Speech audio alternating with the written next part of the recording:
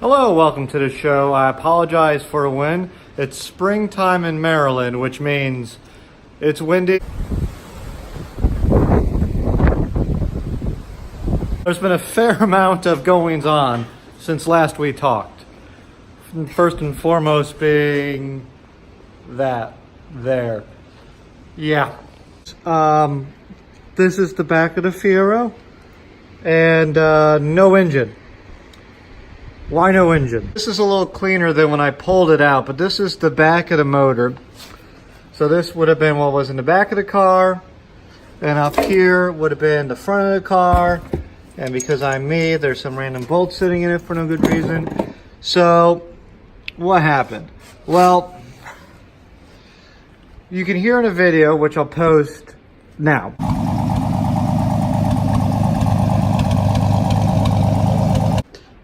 That there was some rod knock, if you listen very closely.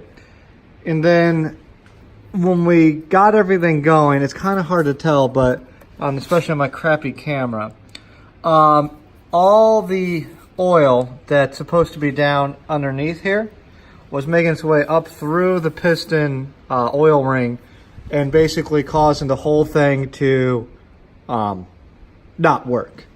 So that's what they call a problem. So I was left with a couple of choices. I could take the motor, that one, the one that's sitting on the ground over there, and I could get it working, which would give me about 120 horsepower back to stock. Makes sense, easy to do, you know, pull the whole motor out, do the piston rings, because you have to take the motor out to get the oil pan out in a Fiero. And I wasn't really feeling like doing that. So, well, I felt like pulling the motor out, but if I'm gonna go take the motor out, I wanted another option. So what did I do? Well, I'm a crazy person, so I did a kind of crazy thing. This is a Oldsmobile Quad 4. I say Oldsmobile, it actually came out of a Pontiac. You may know it by its other name, a twin cam motor. Apologize for my shaky camness.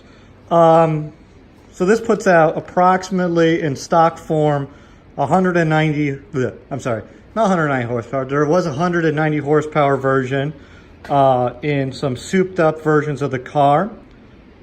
This is not one of those. This is a 95 from a Pontiac. So it puts out around 150 horsepower, but it's a little less noisy and vibrating. So with a couple of mods, get a different ECM and a different cam, it'll put out approximately the same horsepower as my Fiesta ST there, except the Fiesta ST, while having the same wheelbase and roughly horsepower, weighs a lot more than this. And this will be fun, because if that's fun, this is fun. You may also notice we have a transmission hanging off right here with my wonderful bolts. You all are going to die when you see how I mounted this whole thing up. So this is a Geartrag 5-speed manual transmission, which is an upgrade from the Muncie 4-speed this car had when it was new. So we got an upgraded transmission. We got an upgraded motor.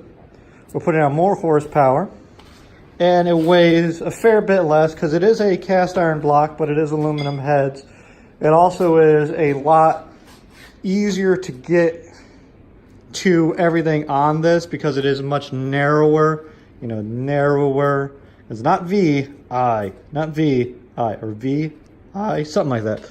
And it's less cylinders, less rotating mass, you know, more fun, higher, much higher red line in this, even though it is the kind of neutered version of this motor. This is the 95. It's got balancers, which kind of, people think it's the bastard child of the setup. Anyway, so what we did is, well, the motor, obviously. We then raised up raised up the whole car using jack stand, or using jack. Then we dropped the subframe, which is what you see over here. And the subframe is sitting now on some caster wheels right here, as you can see, and is being directed by our jack. So what we need to do is we need to get, and you can also see we got the AC pump missing off of there. I'll explain why in a second. So we got this all sitting and mounted on there. So we need to take this whole kit and caboodle, roll it back over here, which you can see with my janky jack stand setup is going to be less than easy. So we got to move that since we got to get the whole subframe up underneath it. But that is life. So once we get this thing tilted back up in the air, we'll be able to take that, slide it underneath since it won't go in through the top anymore. Drop the whole thing back down, 4 bolts, and we got a motor back in the Fiero. So fun. I feel like I should give you a little bit better of an explanation of why I picked specifically the Quad 4. So cheap, these things are a dime a dozen. This one came out of a working car, a 95 Pontiac Grand Am. So that's a plus. I was supposed to have an ECM with it. The guy couldn't find the ECM when I went to pick it up. I actually hauled it home in the back of the Fiesta there. It does fit. I did kind of bent the back of the car. I'll show you that. Bench a couple 100 pounds, or not bench, I can squat a couple 100 pounds, but I did manage to dent the back of the car when it kind of slipped out of my hands and fell off. It ain't that bad though. These things make kind of a interesting sound if you pull them up on a YouTube and you're like Quad 4 straight exhaust, or you know, twin cam straight exhaust, which I really enjoy.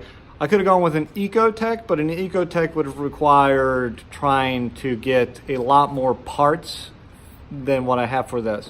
The big thing about this is it is kind of self-contained.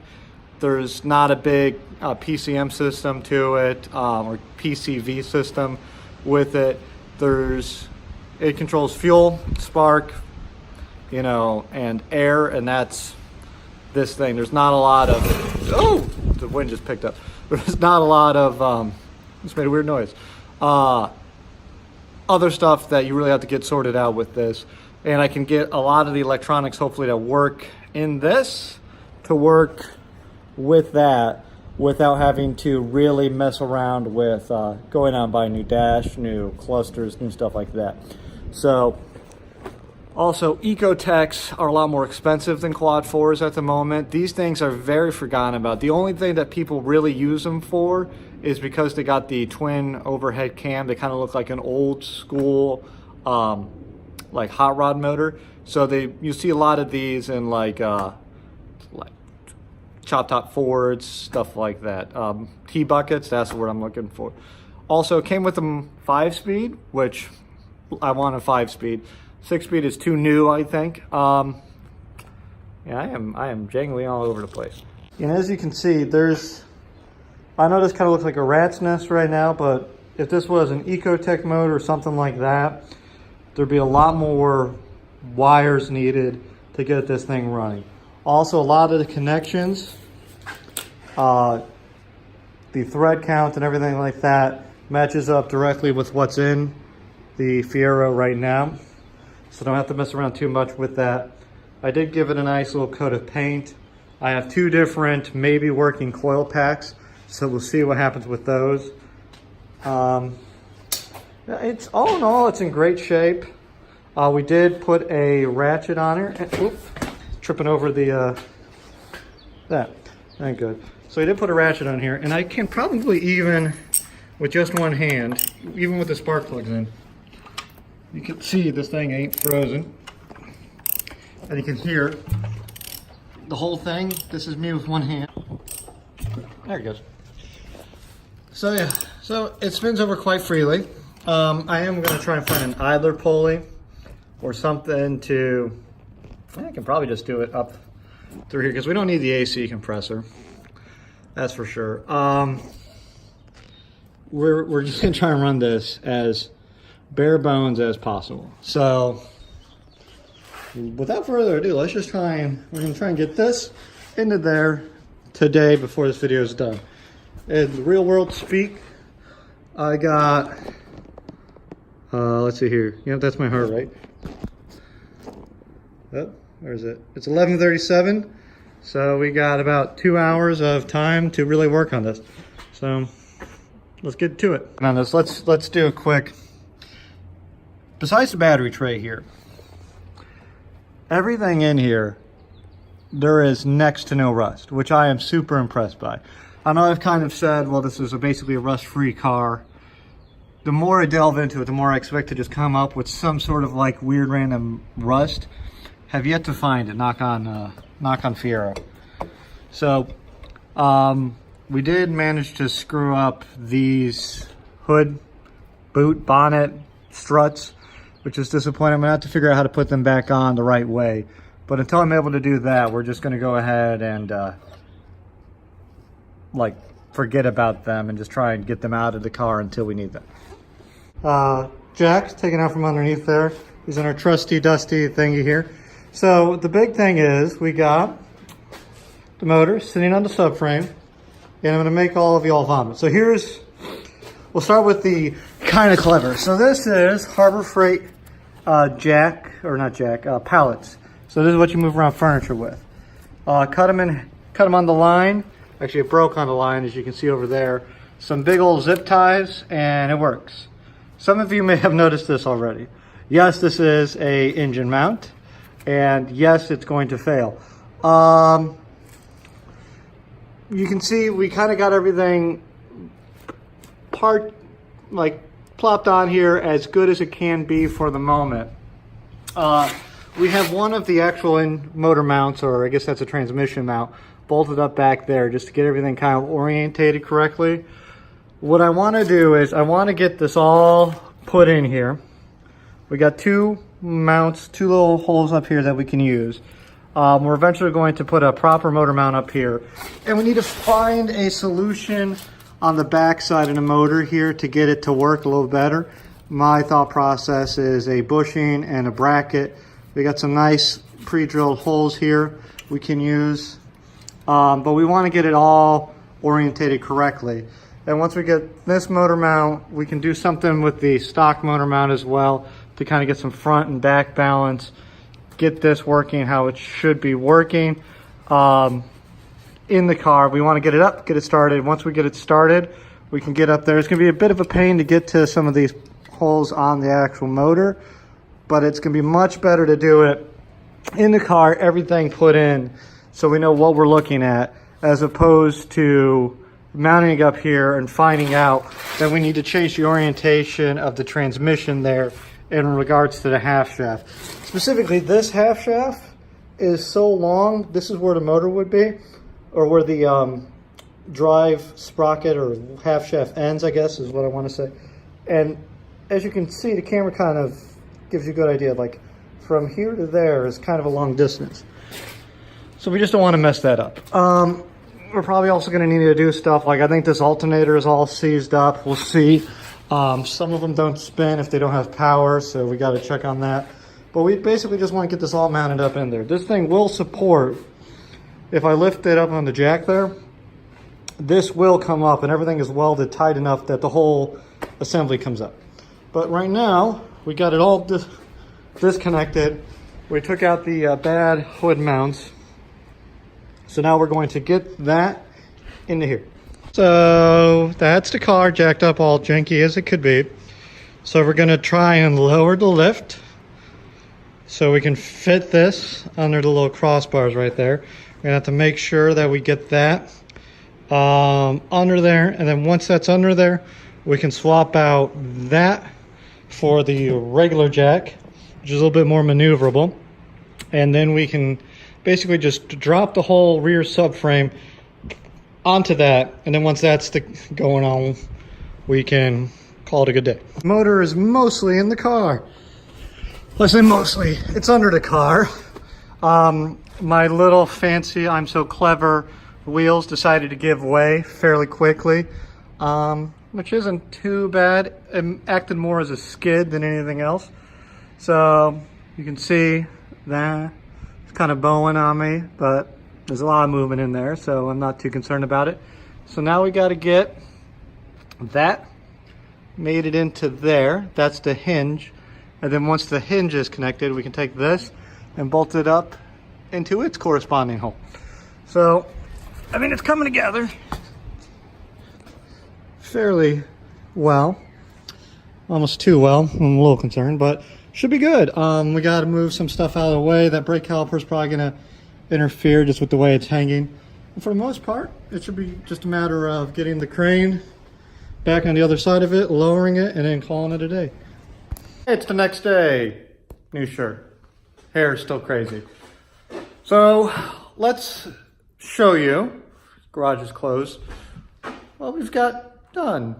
What's this in there? Is that a motor sitting inside the engine bay? Why, yes. Yes, it is. It's sitting in there very well. I'm very happy with it. This is probably going to need some clearance because it sits right above where the hood would close. It's a good thing if you look over here at the actual thing. There is a little bump, but I'm not sure exactly if that bump is going to save us or not. Because it is kind of, it might just barely do. So we might have to, this is why we only tack welded everything down there and only put one mount on for right now, just to see. I'm not too afraid of cutting out the hood or just raising it up a little bit. You know, might throw off some body lines here, but I don't really, the car is pretty enough. We can work on that. So what do we have to do? So you may notice the bumper is gone. So the front of the car, someone's doing something outside. I don't know if you can hear that. So we had to mount that up in there and mount that in there. The one on the other side was a pain in the butt. You can see the bits of electronics hanging off up here that we're gonna have to wire in. But that's for a different time.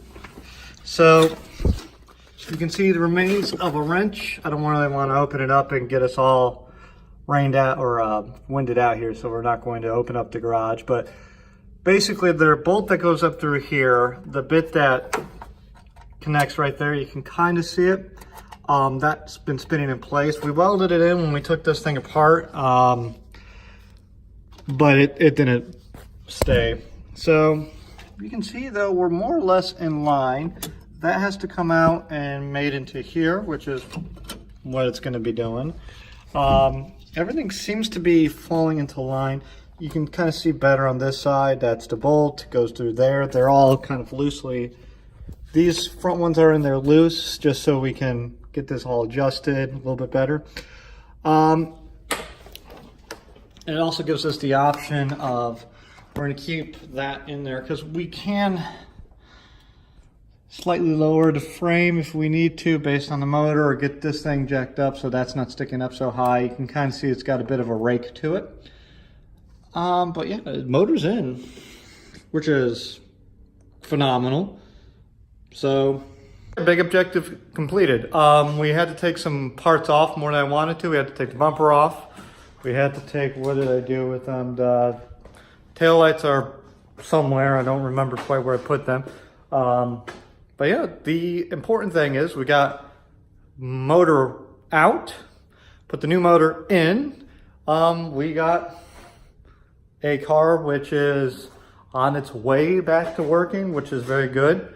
We'll be able to take our half shafts, throw them in there next video, hopefully. Put the bumper back on. We'll see. I'm still tempted to kind of lower the rear end a little bit just to get a little bit more clearance for the hood. But we'll see how that works out. We can take the old motor, throw it into the shed. Sorry about the little gas right there. And the big thing too is when we put this back on before, we didn't put in the bumper bit, which we kind of need to do just for its structural integrity. So we'll do that. Other than that, I'm very happy with how this is coming out. So we know the motor spins over. We know that we got a good working motor from a working company. We can get this thing. So my plan is just run a belt through there, see if we can get that working. If we can do that, I mean, we might have to lower this just ever so slightly. I'm not 100% in love with how it sits in the motor. The biggest problem is the pipe that goes underneath the motor to the front. We might have to just custom up something. We'll see how that works out. But other than that, we should be good to try and get this thing running. That's it for this week. Weekend project time, motor's in, good to go.